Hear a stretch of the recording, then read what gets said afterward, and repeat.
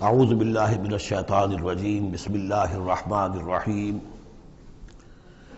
سبح اسم ربک الاعلی الذی خلق فسوی والذی قدر فہدی صدق اللہ العظیم۔ اب جو دو صورتوں کا جوڑا آ رہا ہے، سورۃ الاعلی اور سورۃ الغاشیہ، ان دونوں کے بارے میں یہ بات تو آپ میں سے بہت سے حضرات کے علم میں ہوگی کہ نبی اکرم صلی اللہ علیہ وسلم کا یہ معمول تھا کہ جمعہ اور عیدین کی نمازوں میں آپ ان صورتوں کی قرأت فرماتے تھے، پہلی رکعت میں سورۃ الاعلی، دوسری رکعت میں سورۃ الغاشیہ۔ اور اس کی وجہ بھی صاف سمجھ میں آ جاتی ہے، ان دونوں میں تذکیر کا حکم ہے حضور کو، فذکر انما انت مذکر فذکر ان نفعت الذکریٰ۔ تو چونکہ جمعہ اور عیدین میں خطبہ ہے، باقی نمازیں جو ہیں وہ تو صرف قرآن پڑھا جاتا ہے، لیکن یہ کہ جن نمازوں کے ساتھ خطبہ ہے اس میں وہ تذکیر ہے، یاد دہانی ہے، اور اس کے حوالے سے پھر یہ صورتیں جو ہے حضور نے صلی اللہ علیہ وسلم ان نمازوں کے لیے گویا کہ منتخب کی۔ سبح اسم ربک الاعلی، پاکی بیان کرو اپنے اس رب کے نام کی جو بہت بلند و بالا ہے۔ نام کا لفظ یہاں کیوں کہا گیا؟ اس لیے کہ ہمارا جو بھی کوئی ذہنی رشتہ ہو سکتا ہے اللہ تعالیٰ کے ساتھ، جہاں تک اس کی ذات ہے، وراء الورا ثم وراء الورا ثم وراء الورا، اس کا کوئی تصور ہمارے لیے ممکن نہیں، ہمارے تخیل سے، تصور سے، وراء الورا ثم وراء الورا، ہمارا جو بھی اس کے ساتھ ذہنی قلبی رشتہ ہے اس کے ناموں کے حوالے سے ہے۔ وَلِلَّهِ الْأَسْمَاءُ الْحُسْنَىٰ فَادْعُوهُ بِهَا، لہذا تسبیح بھی ہوگی اللہ کی، تحمید بھی ہوگی تو اللہ کے ان اسماء کے حوالے سے ہو۔ الذی خلق فسوی والذی قدر فہدی، یہ چار الفاظ جو ہے بہت قابل توجہ ہیں۔ جیسے کہ اس سے پہلے ہم پڑھ چکے ہیں کہ تین الفاظ میں تخلیق کے عمل کو اللہ تعالیٰ نے واضح کیا تقسیم کرتے ہوئے، هو اللہ الخالق البارئ المصور۔ ایک شے کا پہلے ایک ذہن میں نقشہ بنتا ہے، پھر اس کا بالفعل اس کو پھر باہر جو ہے اس کا وجود آتا ہے، پھر اس کے فنشنگ ٹچز ہوتے ہیں، پھر تصویر ہے اس کی۔ الخالق الباری المصور، یہ سورہ حشر کے آخر میں جو اسماء کا گلدستہ ہے سب سے بڑا قرآن حکیم میں، اس میں آخر میں یہی تین ہیں۔ یہاں چار الفاظ ہیں، خلق فسوا۔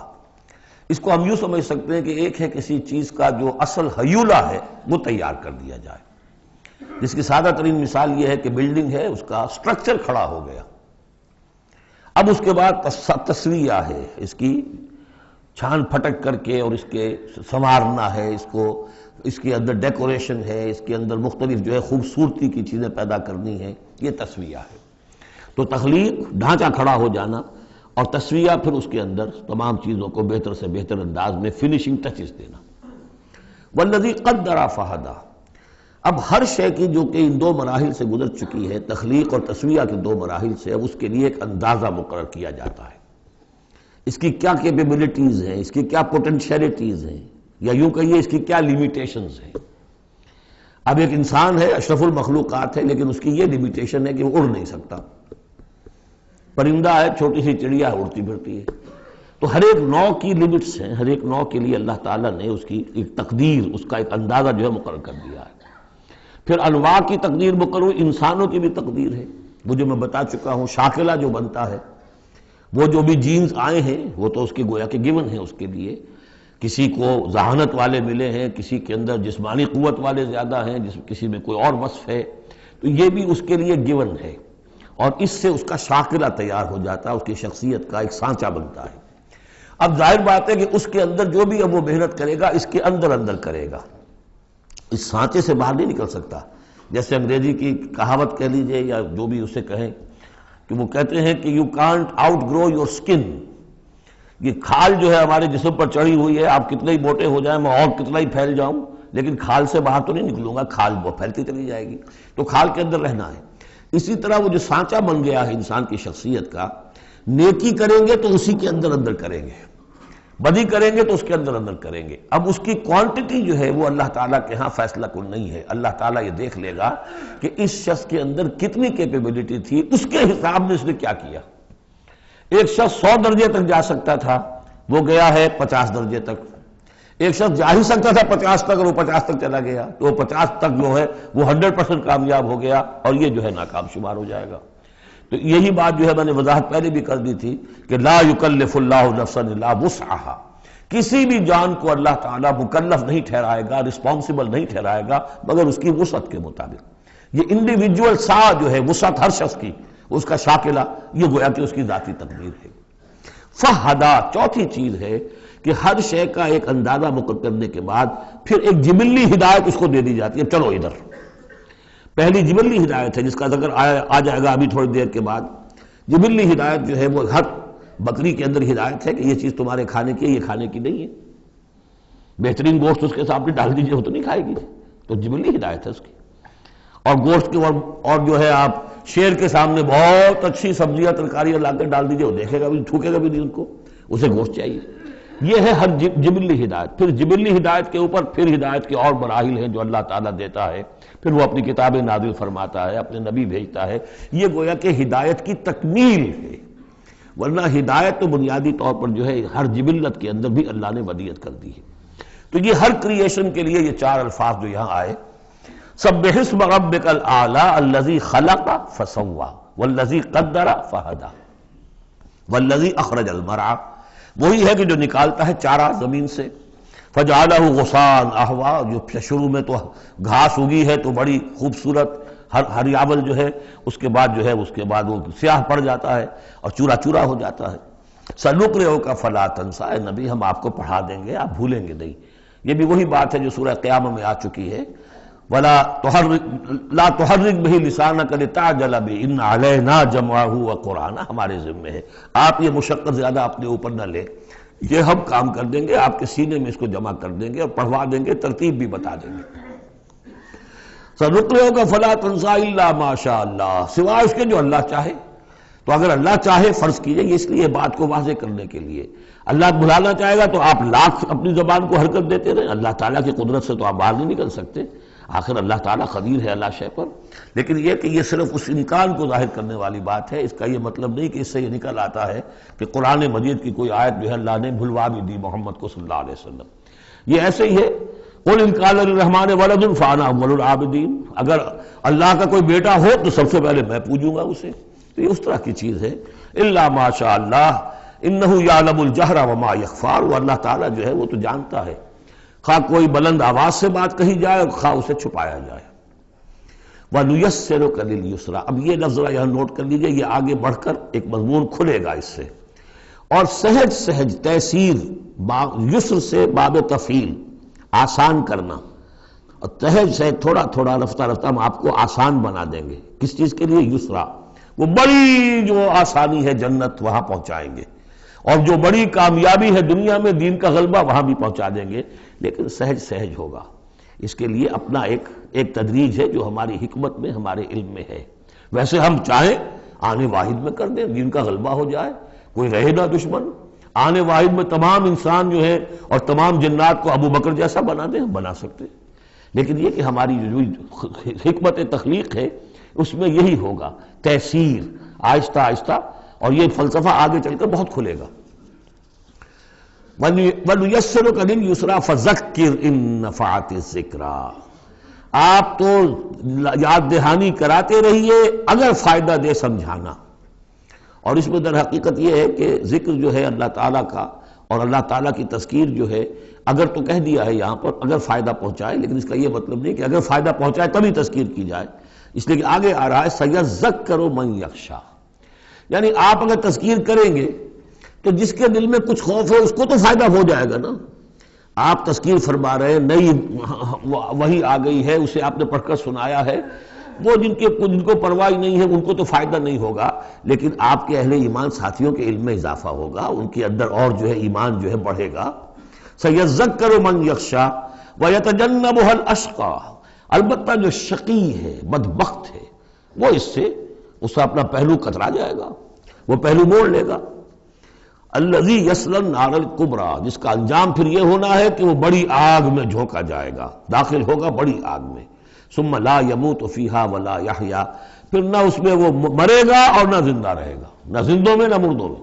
لا تبقی ولا تذر، سورہ مدثر میں جو آیت آئی تھی، ثم لا يموت فیہا ولا یحییٰ، پھر نہ اس میں اس کو موت آئے گی، نہ وہ زندوں میں ہوگا نہ مردوں میں۔ قد افلح من تزکا، یقیناً کامیاب ہو گیا وہ، یہ مضمون بھی آگے اب پھیلے گا اور بڑھے گا، ترقی کرے گا۔ قد افلح من تزکا، بے شک کامیاب ہوا وہ کہ جس نے تزکیہ حاصل کر لیا، اپنے آپ کو پاک کر لیا۔ یعنی انسانی روح جو ہے وہ اس جسم میں جب قید کی گئی ہے، بنایا گیا بہت بلند، لقد خلقنا الانسان فی احسن تقویم، پھر ڈالا ہے اس میں، اس حیوانی جسد کے اندر، ثم رددناہ اسفل سافلین۔ اب یہ کہ یہاں سے وہ چڑھائی چڑھنی پڑے گی، یہاں سے اوپر اٹھنا ہوگا، آپ کو محنت کرنی ہوگی، ہر انسان کو تزکیہ کرنا ہوگا، فلاح حاصل کرنے کے لیے کچھ اپنے جذبات کو کنٹرول کرنا ہوگا، کچھ اپنی شہوات کو دبانا ہوگا، اپنے نفس کا ضبط نفس کا سامان کرنا ہوگا، کچھ اپنی روح کی تقویت کا سامان کرنا ہوگا، جیسے کہ یہ دو طرفہ پروگرام رمضان کا ہے کہ دن میں روزہ رکھو اور اس جسم جو حیوانی وجود ہے اسے ذرا کمزور کرو، تھوڑا سا مزمحل کرو، تاکہ اس کا دباؤ جو ہے اس روح ربانی کے اوپر، اس بدن میں کچھ کمی آئے۔ رات کو کھڑے ہو جاؤ اور اس روح کے اندر آبیاری، اس کے اوپر قرآن کے انوار کی بارش کرو، اس سے یہ کہ یہ روح تازہ ہوگی، زندہ ہوگی، اپنے رب کی طرف متوجہ ہوگی۔ یہ ہے عمل تزکا۔ قد افلح من تزکا وذکر اسم ربہ فصلی، اور اس نے دیا نام، اپنے رب کے نام کا ذکر کیا اور پھر نماز پڑھی۔ تو اس میں یہ کہ یہی شکل ہو چکی ہے جمعے کے اندر۔ پہلے جو ہے تذکیر کے لیے خطبہ ہوتا ہے، خطبہ جو ہے تذکیر کے لیے ہے۔ چنانچہ جو حدیث ہے مسلم شریف میں، حضور کا معمول کیا تھا جمعے کے لیے، وہ جب ہم سورہ جمعہ پڑھ رہے تھے یہ باتیں اس وقت بیان کرنے کی تھی، لیکن یہ کہ وہ ہر روز کا جو ایک نصاب ہم بنا لیتے ہیں، وہ بڑی بڑی اہم چیزیں بھی بعض اوقات رہ جاتی ہیں۔ حضور کا معمول کیا تھا؟ کان للنبی صلی اللہ علیہ وسلم خطبتان یجلس بینہما یقرأ آیات القرآن ویذکر الناس۔ حضور کے دو خطبے ہوتے تھے، اس کے درمیان آپ بیٹھتے بھی تھے تھوڑی دیر کے لیے، حالانکہ خطبے آپ کے ہوتے تھے بہت ہی مختصر، کوئی تھکان کی وجہ سے نہیں آپ بیٹھتے تھے۔ میرے نزدیک یہ کہ جو 2 رکعتیں ہیں ظہر کی، اس کے قائم مقام ہے یہ 2 خطبے۔ ظہر کی 4 رکعتیں ہیں فرض، اور جمعے کی رہ گئی 2، تو 2 رکعتوں کے قائم مقام یہ 2 خطبے ہیں۔ اس کو ظاہر کرنے کے لیے حضور وقفہ ڈال کر اور ان کو 2 خطبے بناتے تھے۔ لیکن اس خطبے میں کرتے کیا تھے؟ یقرأ آیات من القرآن، قرآن مجید کی آیات پڑھ کے سناتے تھے، ویذکر الناس، لوگوں کو یاد دہانی کراتے تھے۔ اور اس میں معاملہ کیا تھا؟ از دل خیزت بر دل ریزت، زبان کا حجاب تھا ہی نہیں، حضور کی زبان عربی اور جو سننے والے بیٹھے ان کی زبان عربی، تو لمبے چوڑی بات کی ضرورت بھی نہیں تھی، ہمیں تو معنی بتانے پڑتے ہیں، اس کا مفہوم بتانا پڑتا ہے، تب ترجمہ کرنا پڑے گا، کوئی نحوی اشکال ہو بتانا ہوگا، انہیں کوئی ضرورت نہیں تھی، مختصر ترین خطبہ ہوتا تھا، اور اس میں تذکیر، یاد دہانی۔ اور اسی میں آتا ہے اصل میں وہ حدیث جو آتی ہے کہ وہ جو میں آپ کو بتا رہا تھا کہ وہاں اللہ تعالیٰ، اللہ کے نبی نے بتایا ہے کہ جو پہلی گھڑی میں، اگرچہ اس میں اختلاف ہے کہ اس سے مراد کیا ہے، ایک رائے تو یہ ہے کہ اشراق کے وقت جو لوگ پہنچ گئے مسجد میں، گویا کہ وہ پہلی ساعت میں مسجد میں آ گئے جمعے کے روز، ان کو اتنا ثواب ملے گا جتنا کہ ایک اونٹ کی قربانی سے ہوتا ہے۔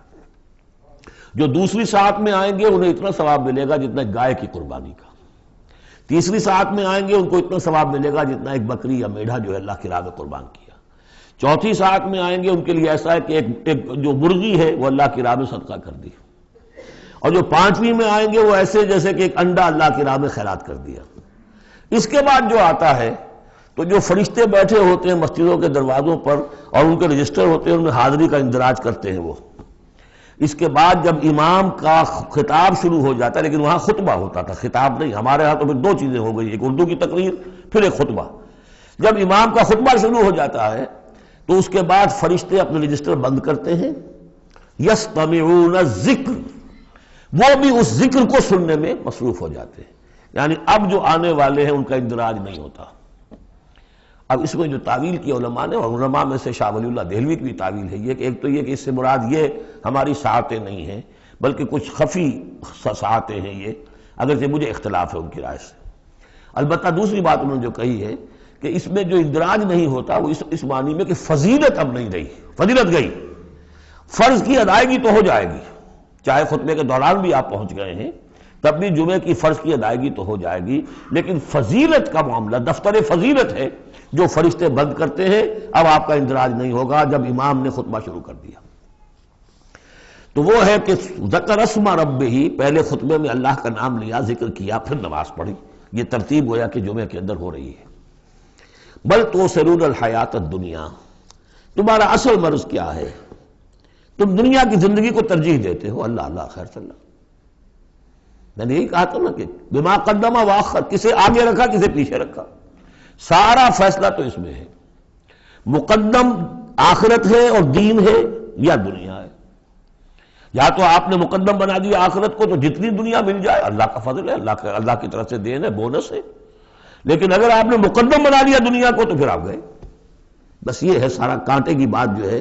تو اس حوالے سے بل تؤثرون الحیات الدنیا کلا بل تحبون العاجلہ وتذرون الآخرہ، تمہارا اصل مرض یہ ہے، تم اس عاجلہ سے محبت کرتے ہو، اس کا نفع بھی نقد نقصان بھی نقد، تکلیف بھی فوراً محسوس ہو گئی اور راحت بھی فوراً محسوس ہو گئی، اور آخرت کا نفع نقصان بھی قرض ہے، ادھار ہے، اس کی تکلیف اس وقت محسوس نہیں ہو رہی۔ انگارے بھر رہے ہیں اپنے پیٹ کے اندر، لیکن وہ انگارے اس وقت پیٹ کو جلا نہیں رہے ہیں، وہ انگارے ظاہر ہو جائیں گے قیامت کے اندر، وہ جلائیں گے اس وقت، لیکن انگارے بھر اس وقت رہے ہو۔ جو فرمایا کہ جو یتیموں کا مال ہڑپ کرتے ہیں ناحق طور پر، یا اولئک ما یاکلون فی بطونہم الا النار، وہ آگ بھر رہے ہیں اپنے پیٹوں کے اندر، لیکن اس وقت وہ آگ ٹھنڈی ہے، شوگر کوٹڈ ہے، اوپر اس کے انسولیشن ہے، وہ آپ کے معدے کو جلاتی نہیں جا کر، لیکن وہی ہے تو آگ۔ بہرحال تم ترجیح دیتے ہو دنیا کو، والآخرۃ خیر وابقیٰ، جبکہ آخرت بہتر بھی ہے اور باقی رہنے والی ہے۔ ان ھذا لفی الصحف الاولی، یہی بات تھی پرانے صحیفوں میں۔ اصل میں یوں سمجھیے کہ جو کانٹے کی بات ہے وہ یہ ہے، جو اصل شے ہے ہدایت اور ضلالت کی جو بات ہے، راز وہ یہ ہے، کس کو مقدم کس کو مؤخر، دنیا یا آخرت۔ صحف ابراہیم و موسیٰ، صحف اولی یعنی ابراہیم کے صحیفے اور موسیٰ کے صحیفے، ان کا ذکر پہلے بھی آیا ہے۔ تو موسیٰ کے صحیفے ہمیں معلوم ہے، ابراہیم کے نہیں۔ جیسا کہ میں نے عرض کیا، میری ایک رائے ہے کہ جو ہندوؤں کے ہے اپنشد، وہ میرے نزدیک صحف ابراہیمی کی بگڑی ہوئی بدلی ہوئی شکلیں۔ سورۃ الغاشیہ، بسم اللہ الرحمن الرحیم، هل اتاک حدیث الغاشیہ، کیا پہنچ چکی ہے تمہارے پاس اس ڈھانپ لینے والے کی خبر؟ وہ جب آئے گی قیامت ڈھانپ لے گی۔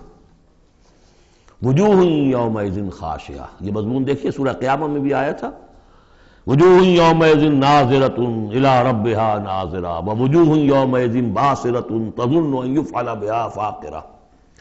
پھر سورہ عبس میں آ چکا ہے، وجوہ یومئذ مسفرۃ ضاحکۃ مستبشرہ ووجوہ یومئذ علیہا غبرۃ ترہقہا قطرہ۔ یہاں دیکھیے وجوہ یومئذ خاشعات، بہت سے چہرے اس دن ہوں گے ذلیل ہوئے ہوئے، دبے ہوئے، جھکے ہوئے، عاملۃ ناصبہ، ایسے کہ جیسے بڑی کوئی مشقت جھیلی ہے، اس کا تکان کے اثرات ہے، ایگزاسٹڈ ہے۔ تصلیٰ نارا حامیہ، وہ داخل ہوں گے ایک تپتی ہوئی آگ میں، دہتی ہوئی آگ میں۔ تسقیٰ من عین آنیہ، انہیں پلایا جائے گا وہ پانی کے جو کھولتا ہوا ہوگا، ایک ایسا چشمہ جس کا پانی کھولتا ہوا ہوگا۔ لیس لہم طعام الا من ضریع، نہیں ہوگا ان کے لیے کھانے کے لیے غذا مگر جھاڑ کانٹوں والا، کانٹوں والی جھاڑیاں، یا وہ زقوم جس کا ذکر پہلے ہو چکا ہے۔ لا یسمن ولا یغنی من جوع، نہ تو وہ موٹا کرے اور نہ وہ بھوک ہی کو مٹائے۔ یعنی یہ کہ کھانے کے دو ہی فائدے ہوتے ہیں، آپ کے جسم کو تقویت حاصل ہو، یا یہ کہ کم سے کم بھوک کا احساس تو ختم ہو جائے، ان دونوں میں سے کوئی شے نہیں ہوگی۔ اب اس کے برعکس وجوہ یومئذ ناعمہ، بہت سے چہرے ہوں گے اس روز تر و تازہ، جیسے کہ ناز و نام میں پلے ہوئے لوگ ہوتے ہیں ان کے چہرے۔ لسعیہا راضیہ، وہ اپنی سعی اور جو بھی انہوں نے دنیا میں محنت کی تھی اور اس کے جو بھی انہوں نے مشقت کی تھی، سار و قربانی کا معاملہ کیا تھا، اس کا جو نتیجہ ان کے سامنے آئے گا اس سے راضی ہوں گے۔ لسعیہا، یہ انہی کی کوشش تھی، محنت تھی، لیکن آج اللہ نے قبول فرما لی۔ اولئک کان سعیہم مشکورا، وہ لوگ ہوں گے کہ جن کی سعی جو ہے اللہ تعالیٰ کے یہاں مقبول ہو جائے گی تو وہ راضی ہوں گے۔ فی جنت عالیہ، ایک باغ میں جو بہت بلند ہوگا، اونچا۔ لا تسمع فیہا لاغیہ، اس میں وہ کوئی لغو بات بھی نہیں سنیں گے. کوئی لغو بات سننے سے بھی انسان کو کوفت ہوتی ہے. تو اور تو کوئی بات کیا جھوٹ سننا یا کوئی الزام، یہ تو اس کا سوال نہیں. لغو بات بھی نہیں سنیں گے. فیہا عین جاریہ، اس میں ایک چشمہ ہے جاری، چلتا ہوا بہتا ہوا. فیہا سرر مرفوعہ، اس میں اونچے تخت ہیں رفیع. واکواب موضوعہ، اور آب خورے ہیں، کپس ہیں، جام ہیں کہ جو رکھے ہوئے بڑے حساب سے، بڑی عمدگی سے چنے ہوئے. وہ نمارق و مصفوفہ، اور قالین ہیں جو صف کے اندر بچھائے ہوئے ساتھ کے ساتھ لگا کر. وہ ذرابی و مبسوسہ، اور مخمل کے نہالچے ہیں جو ہر جگہ جگہ پھیلے ہوئے ہیں، تھوڑی دیر کے لیے ادھر جا کے بیٹھنا ہے تو وہاں بھی ہے. افلا ينظرون الى الابل كيف خلقت. یہ وہ آیات ہے قرآن کی کہ جس میں جو علامہ اقبال نے کہا ہے کہ آبزرویشن، دیکھو اور پھر نتیجے نکالو. یہ جو کلچر ہے یہ قرآن نے پیدا کیا ہے. توہمات، ایسے ہی بنائے ہوئے عقائد جن کے لیے کوئی سند نہیں، نہ عقل میں ہے اور نہ نقل میں ہے.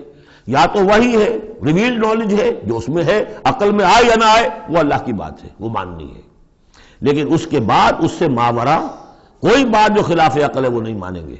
وہ پھر ہونی چاہیے ان السمع والبصر والفؤاد کل اولئک کان عنہ مسئولا، پھر اس سے ہے. تو اب دیکھو افلا ينظرون الى الابل كيف خلقت، تو کیا یہ غور نہیں کرتے، دیکھتے نہیں ہیں کہ اونٹوں کو کیسے بنایا گیا ہے، ان کے جسم کی کتنی ہم آہنگی ہے ان کے ماحول کے ساتھ. پورے پورے ہفتے انہیں پانی نہ ملے لیکن وہ چلتے رہیں گے، کھانے کو نہ ملے چلتے رہیں گے. ان کے پاؤں ایسے بنائے کہ دھستے نہیں ہیں ریت کے اندر. کیف خلقت وإلی السماء کیف رفعت، اور آسمان کیسے اس کو بلند کیا گیا ہے. یہ اسٹرانومی والوں کا فیلڈ ہے، وہ سمجھے کیسے ہے یہ. وإلی الجبال کیف نصبت، اور یہ جو پہاڑ ہے یہ کیسے گاڑ دیے گئے. یہ جیولوجی والوں کا فیلڈ ہے، وہ اس پر تحقیق کریں. وإلی الأرض کیف سطحت، اور زمین کو نہیں دیکھتے کیسی بچھا دی گئی ہے. ویسے اس کا ایک خاص وہ سمجھ لیجئے پس منظر بھی ہے کہ کن چیزوں کی طرف. ویسے تو ہر کائنات کی ہر شے اللہ کی نشانی ہے. ان فی خلق السماوات والارض واختلاف اللیل والنہار والفلک التي تجری فی البحر بما ينفع الناس وما انزل الله من السماء من ماء فاحیا به الارض بعد موتها وبث فيها من كل دابة وتصريف الرياح والسحاب المسخر بين السماء لآیات لقوم یعقلون. ہر شے آیت ہے. شیخ سعدی کہتے ہیں برگ درختان سبز در نظر ہوشیار، ہر ورق دفترست از معرفت کردگار. یہ جو درخت ہیں ان کے جو پتے ہیں یہ ہرے ہرے پتے، جو دیکھنے والی آنکھ ہے اس کو تو یہ ان میں سے ہر پتا ایک دفتر نظر آتا ہے معرفت کا، اللہ تعالیٰ کی معرفت کا. اور آج ہمیں معلوم ہوا ہے کچھ نہ کچھ. آج سے پہلے لوگوں کو معلوم نہیں تھا کہ ہر پتے میں ایک فیکٹری ہے، فوٹو سنتھسس کی فیکٹری ہے کہ جو یہ سولر انرجی ہے اسے وہ جذب کر رہی ہے اور اس کو جو ہے کنورٹ کر رہی ہے. وہی انرجی ہے جو لکڑی کے اندر سٹور ہو رہی ہے، پھر آپ لکڑی جلا کر نکال لیتے ہیں. یہ آگ کہاں سے آ گئی؟ وہی سولر انرجی، اس کی سورس وہی ہے. اور اس سولر انرجی کو، سورج کی اس حرارت کو جذب کر رہا ہے یہ پتا، اور وہاں وہ عمل جاری. ہر پتا ایک فیکٹری ہے فوٹو سنتھسس کی. تو برگ درختان سبز در نظر ہوشیار، ہر ورق دفترست از معرفت کردگار. لیکن یہاں چار چیزوں کا ذکر جو ہوا ہے یہ ایک خاص پس منظر ہے. آپ کو معلوم ہے کہ ان لوگوں کے جو پہلے مخاطب تھے قرآن کے، ان کی زندگی گزرتی تھی سفروں میں، لیلۃ الشتاء والصیف. اور سارا یہ حجاز کا علاقہ تھا جب یہ چلتے تھے تو چلتے ہوئے کیا چیز ہے؟ اونٹ پر تو سوار ہیں، اوپر آسمان ہے، دانے بائیں پہاڑ ہے، نیچے زمین ہے. یہ چار چیزیں وہ تھی کہ جو ان کے لیے ہر وقت ہر آن ان کی نگاہوں کے سامنے. دیکھتے تو تم ہو لیکن یہ حیوانوں کا سا دیکھنا دیکھ رہے ہو تم. یہ تو اونٹ نے بھی دیکھ لیا کہ اوپر آسمان ہے نیچے زمین ہے اور ادھر پہاڑ ہے ادھر پہاڑ ہے. یہ تو اس نے بھی دیکھ لیا. تم نے کیا دیکھا؟ دم چیز پیامش شنیدی نہ شنیدی در خاک تو یک جلوہ آمیخت نہ دیدی. یہ سانس جو آ رہا ہے یہ پیام ہے، کوئی پیغام ہے اللہ کا. کبھی سنا ہے کہ نہیں سنا؟ اور تمہاری خاک کے اندر ایک جلوہ بھی ہے، جلوہ ربانی، روح ملکوتی بھی ہے. کبھی دیکھا ہے اس کو؟ دیدن دیگر آموز شنیدن دیگر آموز. یہ صرف حیوانوں کا سا دیکھنا اور حیوانوں کا سا سننا. اس سے ذرا آگے بڑھو، انسانوں کا سا دیکھنا، انسانوں کا سا سننا سیکھو. تو یہ ہے وہ کہ اب ان کو دیکھو، ان چیزوں کو آبزرو کرو، ان کی حکمتوں کو دیکھو. ان کو انویسٹیگیٹ کرو، اس میں قوانین فطرت جو ہیں، قوانین طبی ہیں، ان کا انکشاف ہوگا. یہ ساری چیزیں تمہارے لیے مسخر کر دی گئی ہیں، تم ان کو ماسٹر کرو، ان کو اپنے استعمال کرو، ایکسپلائٹ کرو. یہ سارا کام تمہارے لیے ہے. تمہیں خلافت دی گئی ہے زمین کی، پوری دنیا تمہارے لیے بنائی گئی ہے. خلق لکم ما فی الارض جمیعا، تمہارے لیے بنائی گئی. لیکن یہ کہ اس میں توہمات ہو جائیں تو پھر ظاہر بات ہے کہ وہ علم کا راستہ رک جائے گا. افلا ينظرون الى الابل كيف خلقت والى السماء كيف رفعت والى الجبال كيف نصبت والى الارض كيف سطحت فذكر انما انت مذکر. تو اے نبی آپ نصیحت کرتے رہیے، تذکیر کرتے رہیے، ان کو بتاتے اور سکھاتے رہیے، یاد دہانی کرتے رہیے. آپ تو بس یاد دہانی کرانے والے ہیں، آپ ان کے اوپر لست علیہم بمسیطر، آپ کو داروغہ نہیں ہے کہ کان پکڑ کر لے آئیں ان کو ہدایت کے راستے پر. یہ آپ کا کام نہیں. الا من تولا وکفر، سوائے اس کے کہ جس نے منہ موڑا اور کفر کیا، فیعذبہ اللہ العذاب الاکبر، پھر اس کو تو اللہ عذاب دے گا، سب سے بڑا عذاب. کیوں سب سے بڑا عذاب؟ رسول کے آنے کے بعد جبکہ حق بالکل عریاں ہو کر سامنے آ جائے، کوئی شک و شبہ باقی نہ رہے، ان کی سیرت کے بارے میں، ان کی شخصیت کے بارے میں کوئی داغ نہیں، کوئی دھبا نہیں، کوئی انگلی اٹھ نہیں سکتی. اور جس طریقے سے آیات ربانیہ انہوں نے پڑھ پڑھ کر سنا دی ہیں، اب بھی اگر کوئی نہیں ہے تو معلوم ہوا کوئی خیر نہیں ان کے اندر. اب یہ شدید ترین عذاب کے مستحق ہیں. انا الینا ایابہم، اے نبی ان سب کو ہماری طرف لوٹ کر آنا ہے. ثم ان علینا حسابہم، پھر ہمارے ذمہ ہم حساب لے لیں گے. آپ اپنا کام کیے جائیے، جو آپ کا فرض ہے آپ ادا کیجئے، باقی یہ ہم پر چھوڑیے. ذرنی والمکذبین، سمجھے، مجھے چھوڑ دیجئے، میں ان سے نمٹ لوں گا. ذرنی والمکذبین اولی النعمہ مہلہم قلیلا. اور دیکھیے کس طرح یعنی سورہ تاریخ جو ختم ہوئی ہے کہ ایک ہی آیت میں مہلہم، آپ کو ان کو ذرا دیجئے، مہلت دیجئے. امہلہم، دونوں صیغوں میں، باب تفعیل بھی اور پھر باب افعال بھی. ان الینا ایابہم ثم ان علینا حسابہم اللہم حاسبنا حسابا یسیرا اللہم حاسبنا حسابا یسیرا. آمین یا رب العالمین. سورۃ الفجر. بسم اللہ الرحمن الرحیم. والفجر ولیال عشر والشفع والوتر واللیل اذا یسر. یہ قسمیں جو ہیں، پہلے جیسے کہ اس کیا مشکلات القرآن میں سے ہیں اور اس طرح کے دورے میں اس میں بحث نہیں ہو سکتی، لیکن یہ کہ فجر، عام خیال یہ کہ اس سے مراد ہے 10 ذی الحج کی جو فجر ہوتی ہے، جس کے بعد کہ نہر ہوتا ہے، قربانی ہوتی ہے، وہ گویا کہ کلائمیکس ہے پھر حج کے افعال کا. ولیال عشر، اور اس سے پہلے کی 10 راتیں. ظاہر بات ہے کہ 10 تاریخ جب ہوگی تو 10ویں رات گزر چکی ہے، تو یکم ذی الحج سے لے کر اور 10 ذی الحج تک کی یہ 10 راتیں جو ہے گزر چکی ہیں. والشفع والوتر، اور ایک 10 راتیں وہ ہے کہ جو عشرہ رمضان مبارک میں ہیں، اس میں شفع اور وتر کا فرق ہے، جفت اور طاق کا. طاق میں پھر لیلۃ القدر ہے. ویسے یہ کہ یہ طاق رات کون سی ہوتی ہے، اب اس کے بارے میں کافی کچھ ایک مسائل پیدا ہو چکے ہیں. کہ اب ہماری جو ہے آج کی 25 تاریخ ہے اور سعودی عرب میں 26 ہے، کل ہمارے ہاں 26 ہوگی، وہاں 27 ہوگی. اور یہاں ہمارے پاکستان میں بھی شمالی علاقوں میں، پٹھانوں کے علاقے میں بہت سے علاقے ہیں جس میں کہ آج جو ہے وہ 26ویں ہے اور کل 27ویں ہوگی.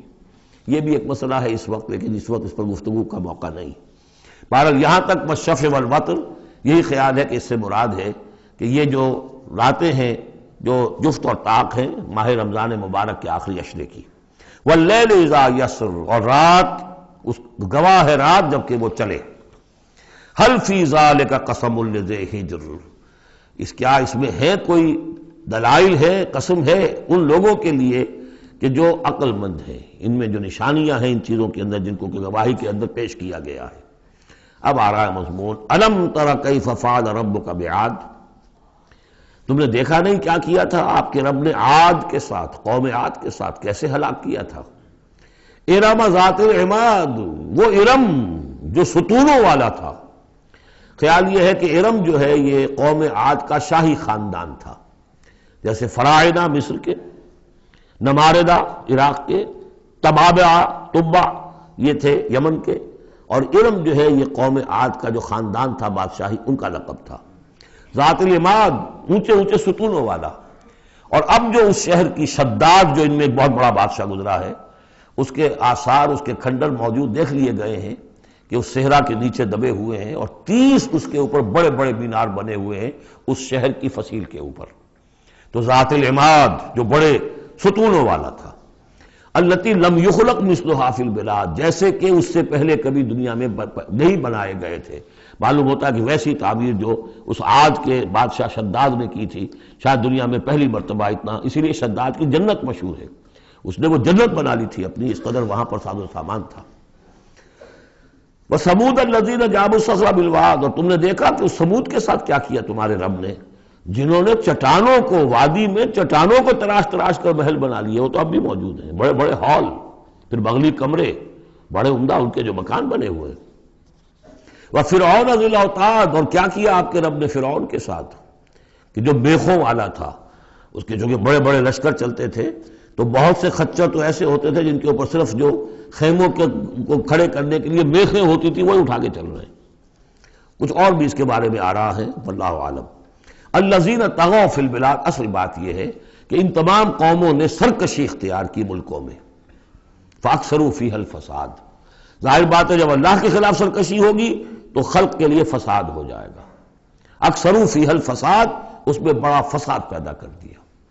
آج جو فساد ہے ہیوز اور ہیو ناٹس کا، نارتھ ورسز ساؤتھ، ایک فساد ہے، دنیا میں ہے، چل رہا ہے، جس طریقے سے کہ پیسہ کھینچ رہی ہیں یہ قومیں، G7 اور G9، یہ اگرچہ ان کے لیے بھی پرابلمز پیدا ہو رہے ہیں، اور بھی دور فلک ہیں ابھی آنے والے، ناز اتنا نہ کرے ہم کو ستانے والے، ان کی بھی اپنی جو ہے اندر سے رگیں کٹ رہی ہیں، لیکن بہرحال ایک زمانے میں انہوں نے فساد مچایا۔ ظہر الفساد فی البر والبحر بما کسبت ایدی الناس فصب علیہم ربک صوت عذاب، تو پھینکا اور دے مارا ان کے اوپر ان کے رب نے عذاب کا کوڑا۔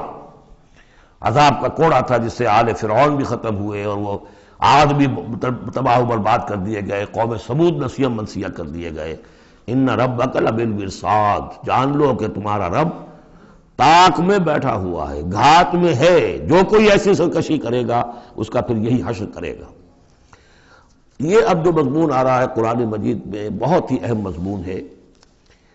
فَأَمَّا الْإِنسَانُ إِذَا مَا ابْتَلَاهُ رَبُّهُ فَأَكْرَمَهُ وَنَعَّمَهُ فَيَقُولُ رَبِّي أَكْرَمَنِ، انسان کا معاملہ یہ ہے کہ جب اس کا رب اسے آزماتا ہے، اسے عزت دیتا ہے، نعمتیں دیتا ہے، تو وہ کہتا ہے میرے رب نے مجھے عزت دی۔ وَأَمَّا إِذَا مَا ابْتَلَاهُ فَقَدَرَ عَلَيْهِ رِزْقَهُ، جب اسے آزماتا ہے اور اس کا رزق جو ہے اس پر تنگ کر دیتا ہے، راشننگ کر دیتا ہے، تھوڑا تھوڑا دیتا ہے، فَيَقُولُ رَبِّي أَهَانَنِ، تو وہ کہتا ہے میرے رب نے مجھے ذلیل کر دیا۔ کلا، ایسا نہیں ہے۔ آپ کو کیا خرابی نظر آئی اس میں؟ کوئی شرک نہیں ہے۔ اس نے یہ تو نہیں کہا کہ مجھے نعمتیں دی ہیں تو کوئی لکشمی مائی کی کرم کی کرپا ہو گئی ہے، یہ تو نہیں کہا۔ اللہ نے، میرے رب نے مجھے عزت دے دی، اور اگر کہیں تنگی آ گئی ہے تو یہ میرے رب نے مجھے ذلیل کر دیا۔ توحید تو مکمل ہے نا یہاں، کہ کسی اور دیوی دیوتا، کسی اور الہہ کا تذکرہ نہیں ہے، رب ہی نے مجھے عزت دی، رب ہی نے مجھے ذلیل کیا۔ تو عز من تشاء و تذل من تشاء، اے اللہ تو ہی ہے جس کو چاہتا عزت دیتا ہے، جس کو چاہتا ذلیل کر دیتا ہے۔ تو کیا خرابی کیا ہے اس میں؟ اس میں خرابی یہ ہے کہ اس دنیا میں جو کچھ تمہیں ملتا ہے تم اسے عزت مت سمجھو، یہ امتحان ہے، اور اگر کبھی تنگی آتی ہے اسے ذلت نہ سمجھو، یہ بھی امتحان ہے۔ یہ برابر ہے، یہ تم نے اسے عزت سمجھا دھوکہ کھا گئے، اس کو ذلت سمجھا دھوکہ کھا گئے، چاہے توحید انٹیکٹ ہے آپ کی، لیکن توحید جو ہے وہ تو یوں سمجھیے کہ جڑ بنیاد ہے نا ہدایت کی، اس سے اوپر بھی تو منزلیں ہیں ہدایت کی کہ نہیں؟ یہ امتحان ہے۔ ایک لفظ جو کامن ہے، اذا ما ابتلاہ ربہ فاکرمہ، جب اسے ابتلا میں ڈالا اور ابتلا میں عزت دی۔ دیکھیں اب کرتا کیا ہے، صبر کر، یہ شکر کرتا ہے، اپنی جو بھی ہم نے اس کو نعمتیں دی ہیں وہ حقداروں کو ان کے حق ادا کرتا ہے کہ نہیں کرتا ہے۔ یہ عزت نہیں ہے، عزت تو تب ہوگی جب تم اس امتحان میں پورے اترو گے۔ ذالک یوم التغابن، وہ تو قیامت میں پتہ چلے گا کہ کس کے لیے عزت تھی کس کے لیے نہیں۔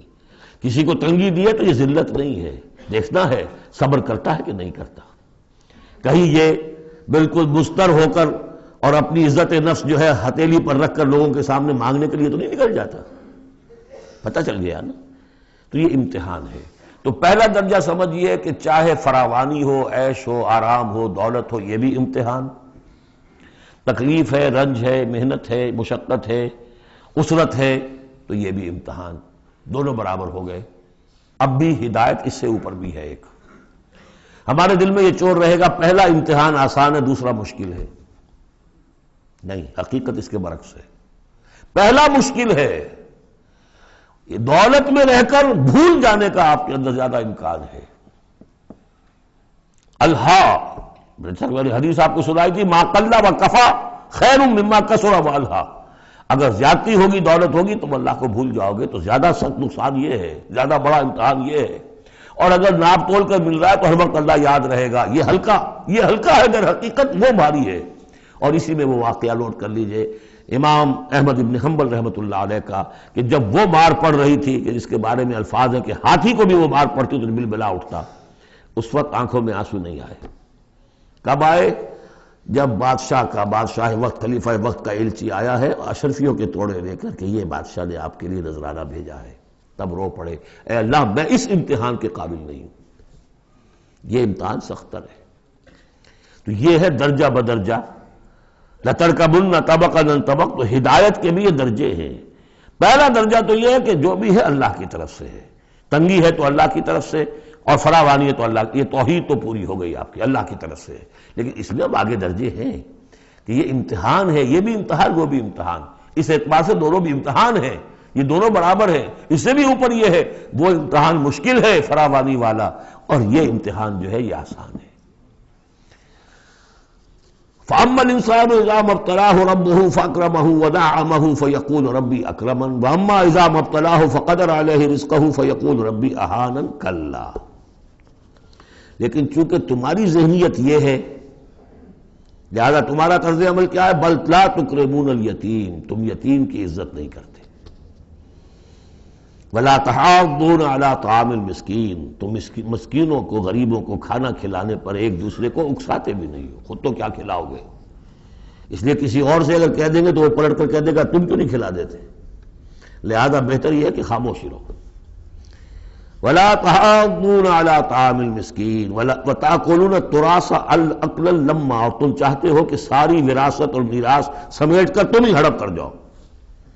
اور وہ رواج وہاں پر یہ تھا، ہندوؤں میں تو اب تک بھی شاید ہے، کہ وہ بڑا بیٹا جو ہے بس وہی وارث ہے، باقی کسی کا کوئی حق ہوتا ہی نہیں۔ یہ تو قرآن نے دیا ہے تفصیلی قانون وراثت۔ باقی یہ ہے کہ جس شخص کا ہاتھ پڑ گیا اور جس میں جو بڑا کوئی طاقتور ہے وہ چھوٹے بہن بھائیوں کو کیا دیتا تھا؟ کچھ بھی نہیں۔ تم چاہتے ہو کہ ساری میراث تم جمع کر کے ہڑپ کر لو۔ وَتُحِبُّونَ الْمَالَ حُبًّا جَمًّا، اور مال سے تو تم محبت کرتے ہو ٹوٹ کر، وہ تو گویا کہ کوٹ کوٹ کر بھری ہوئی ہے تمہارے دل میں۔ کلا، یہ دو صورتیں اس اعتبار سے ان کو ذہن میں رکھیے کہ خاص عرب کا جو ایک معاشرہ تھا، اس کا ایک کلچر تھا، اس کی ایک ثقافت تھی، اس کی تصویر ہے جو ان دونوں صورتوں میں آ رہی ہے۔ ایک ان کا اپنا ثقافت کا، ان کا ماحول، غریبوں کو کھانا کھلانا، یہ ان کے ہاں سمجھا جاتا تھا اچھا کام ہے، لیکن یہ کہ جو لوگ دولت کی محبت میں مبتلا ہو گئے وہ کیسے کریں گے اس کو، اور جو بھی وہاں پر ہو رہا تھا زوردار جو بھی ہے طاقت والا سب کو سمیٹ لیتا تھا۔ کلا اذا دکت الارض دکا دکا، اس آیت کے ترجمے دو بھائیوں نے علیحدہ کیے ہیں۔ دو بھائی کون؟ امام الہند شاہ ولی اللہ دہلوی کے فرزندان گرامی رحمت اللہ علیہ و رحمت اللہ علیہما، باپ پر بھی رحمت ہو اللہ کی اور دونوں بیٹوں پر بھی۔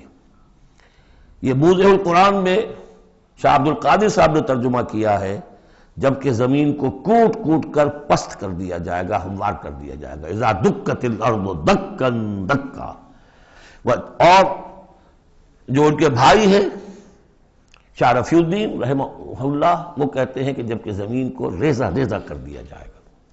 اب عربی زبان کے اندر یہ سارے احتمالات ہوں گے، میں پہلے ترجمے کو ترجیح دیتا ہوں کہ زمین کو کوٹ کوٹ کر چپٹا کر دیا جائے گا، پھیلا دیا جائے گا۔ وَجَاءَ رَبُّكَ وَالْمَلَكُ صَفًّا صَفًّا، سورہ حاقہ میں آپ نے پڑھا تھا کہ اس روز فَيَوْمَئِذٍ فَإِذَا انشَقَّتِ السَّمَاءُ فَكَانَتْ وَرْدَةً كَالدِّهَانِ، یہ تو ہم نے پڑھا سورہ رحمان میں۔ اور پھر یہ کہ وہاں بڑا بھربھرا سا ہو جائے گا، والملک علی ارجائہا، اس کے کناروں کے اوپر جو ہیں وہ فرشتے ہوں گے، ویحمل عرش ربک یومئذ، یہ عرش ربک فوقہم یومئذ ثمانیہ، اور 8 فرشتے اس روز اللہ کے عرش کو لے کر اتریں گے۔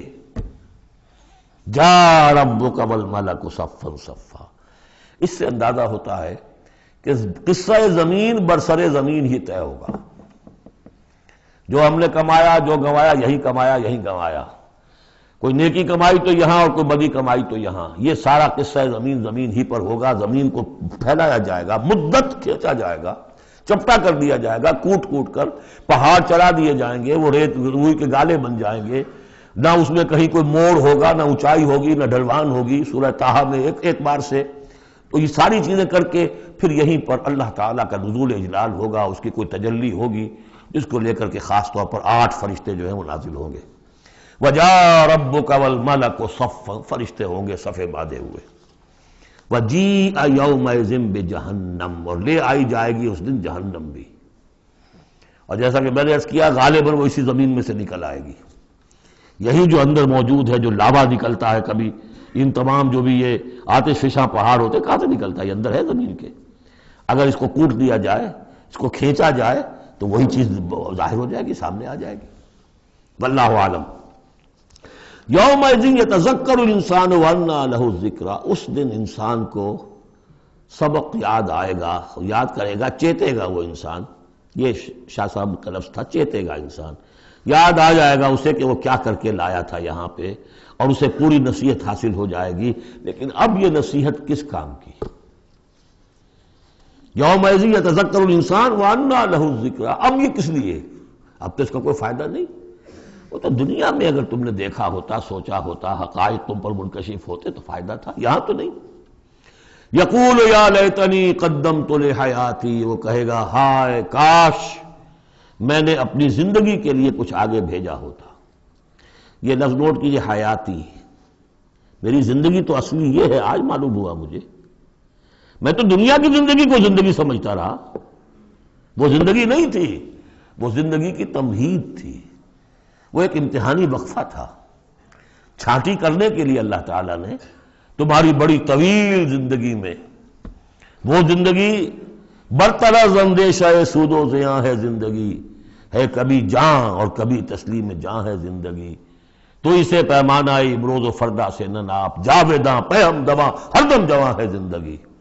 اس زندگی کا تھوڑا سا حصہ کاٹ لیا موت کا وقفہ ڈال کر، یہ ہے آپ کا ٹیسٹنگ پیریڈ، خلق الموت والحیات لیبلوکم ایکم احسن عملا۔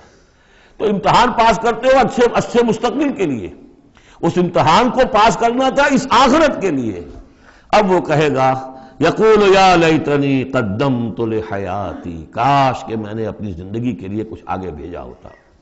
فیومئذ لا یعذب عذابہ احد، تو اس دن وہ عذاب دے گا کہ جیسا عذاب کوئی نہ دے سکے، لا یعذب عذابہ احد، اس کا سا عذاب نہ دے سکے کوئی اور، ولا یوثق وثاقہ احد، اور اس کا سا باندھنا نہ باندھ سکے کوئی اور۔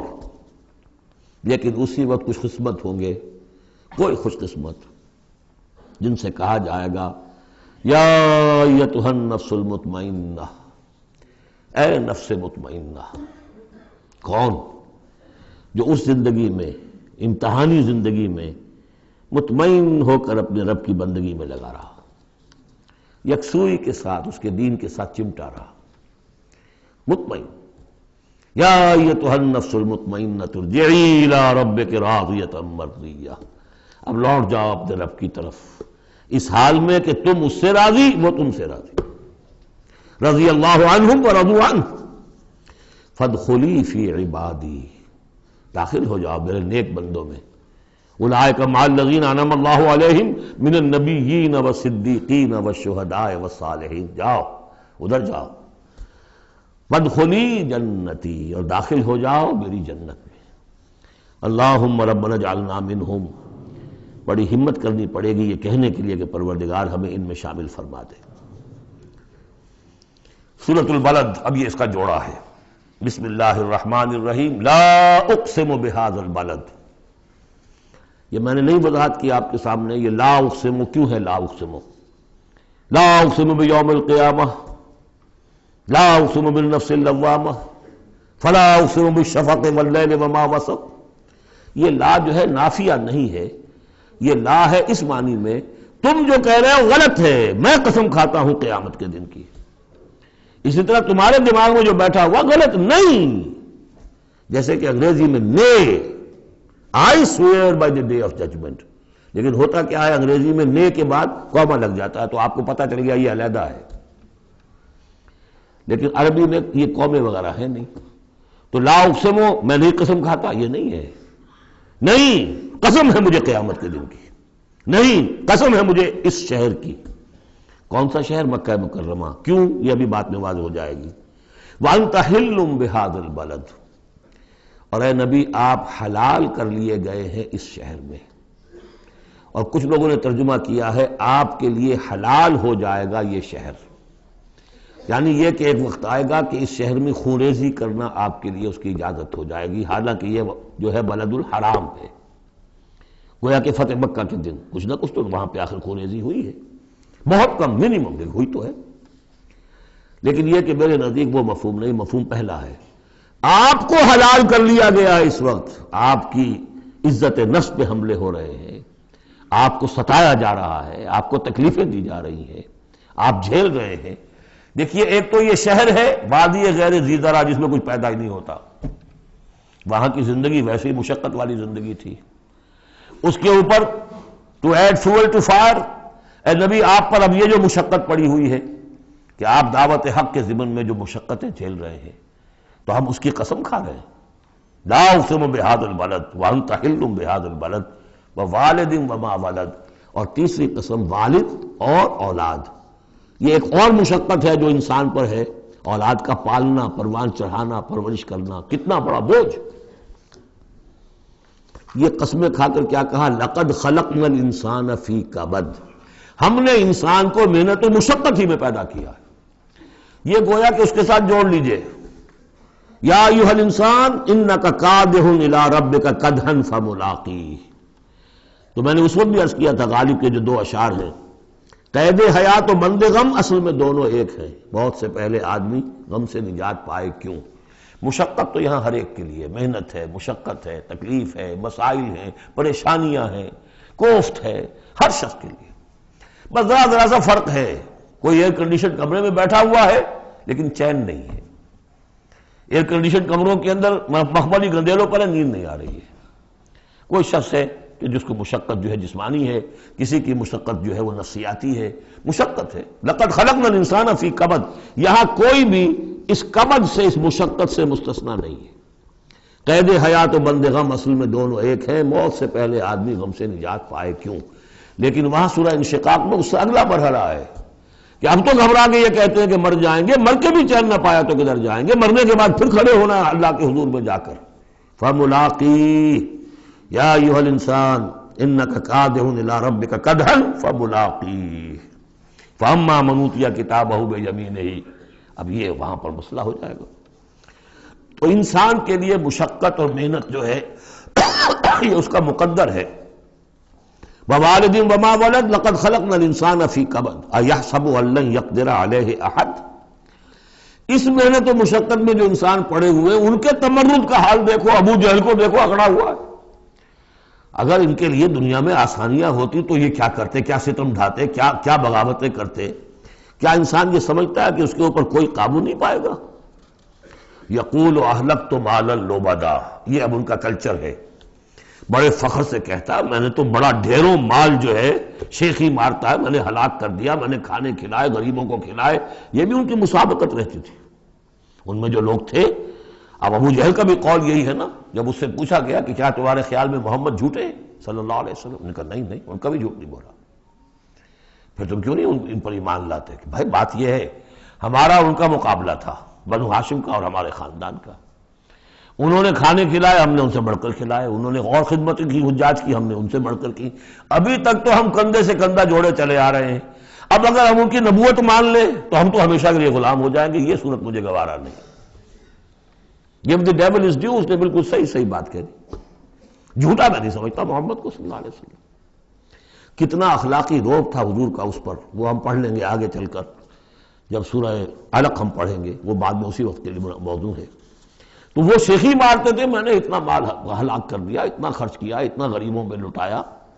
اَيَحْسَبُ أَن لَّمْ يَرَهُ أَحَدٌ، کیا اس کا گمان ہے اسے کسی نے دیکھا نہیں ہے؟ اگر تو واقع تم اسے نیکی کی تھی تو جس کے لیے نیکی کی تھی اس نے تو دیکھ لیا ہے، بیان کیوں کر رہا ہے؟ اگر اللہ کو راضی کرنے کے لیے کوئی کیا تھا تو اس کے تو علم ہے۔ أَلَمْ نَجْعَل لَّهُ عَيْنَيْنِ، کیا ہم نے اس کو دو آنکھیں نہیں دی؟ وَلِسَانًا وَشَفَتَيْنِ، اور زبان دی اور دو ہونٹ دیے۔ وَهَدَيْنَاهُ النَّجْدَيْنِ، اور ہم نے اس کو راہ دکھلا دی دو گھاٹیوں کی، دو گھاٹیوں کی ہدایت دے دی۔ اس میں عام رائے تو یہ ہے کہ اس سے مراد ہے نیکی اور بدی، لیکن یہ کہ مجھے اس رائے سے زیادہ اتفاق ہے جن کے خیال میں اس سے مراد ہے ماں کی دو چھاتیاں، ابھار ہوتے ہیں، نجدین اس کو کہتے ہیں جو چیز ابھری ہوئی ہو۔ یہ جبلی ہدایت ہے جو بچہ لے کر آیا ہے۔ کس نے پڑھایا اس کو؟ کس نے یہ سکھایا ہے اس کو کہ جاؤ چوسو اور تمہارے اندر دودھ آ جائے گا، تمہیں جو ہے غذا مل جائے گی؟ یہ ہدایت ہے اللہ کی، وہ میں نے عرض کیا تھا جبلی ہدایت۔ الذی خلق فسوی والذی قدر فہدی، یہ ہدایت تو وہ لے کے آیا بچہ، اسے معلوم میری غذا کہاں ہے۔ اس کی ماں میں، اس کے منہ میں جاتا ہے ماں کا دودھ اور وہ اس کو چوستا ہے اور پیتا ہے، کہیں سے سیکھ کر آیا ہے، کوئی ٹریننگ اس کو دی گئی۔ وَهَدَيْنَاهُ النَّجْدَيْنِ، بہرحال دونوں معنی آپ ذہن میں رکھیے۔ فَلَقْتَحَمَ الْعَقَبَةَ، لیکن وہ گھاٹی کو عبور نہ کر سکا۔ گھاٹی کون سی ہے بھائی؟ وَمَا أَدْرَاكَ مَا الْعَقَبَةُ، جانتے ہو وہ گھاٹی کون سی ہے؟ فَكُّ رَقَبَةٍ، کسی گردن کا چھڑا دینا، آزاد کر دینا، کسی غلام کو آزاد کرا دینا اپنا مال خرچ کر کے، یا کسی مقروض کا قرضہ ادا کر دینا اپنے مال سے۔ او اطعام فی یوم ذی مسغبہ، یا کھانا کھلا دینا بھوک کے دن جبکہ اپنے بھی لالے پڑے ہوئے ہوں، قحط کا عالم ہو، اور آدمی کو نظر آ رہا ہو کہ میرا اپنا سٹور بھی جو ہے گندم کا ختم ہو رہا ہے، پھر بھی کھانا کھلائے بھوکے کو۔ یتیماً ذا مقربۃ، اس یتیم کو کہ جو قرابت دار بھی ہے، بھتیجا ہے، بھانجا ہے۔ او مسکیناً ذا متربہ، یا وہ محتاج جو مٹی میں رل رہا ہے۔ ثم کان من الذین آمنوا وتواصوا بالصبر وتواصوا بالمرحمہ۔ دیکھیے یہ ہے وہ فلسفہ جو سورہ حدید میں آیا تھا، اب اچھی طرح سمجھ لیجئے۔ اس میں سے انسان کا اس گھاٹی میں سے نکل جائے گا تو آگے رستہ صاف ہے۔ وہ اصل جو بریک لگا ہوا ہے وہ مال کی محبت کا ہے، اس کو کھولو گے پھر گاڑی چلاؤ، چلے گی گاڑی۔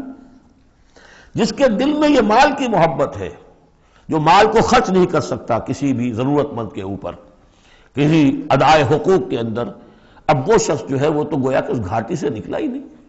اسے ایمان کی کہاں نعمت میسر آئے گی، ایمان لے بھی آئے گا اس حال میں تو منافق ہوگا۔ سمجھ رہے میری بات کو؟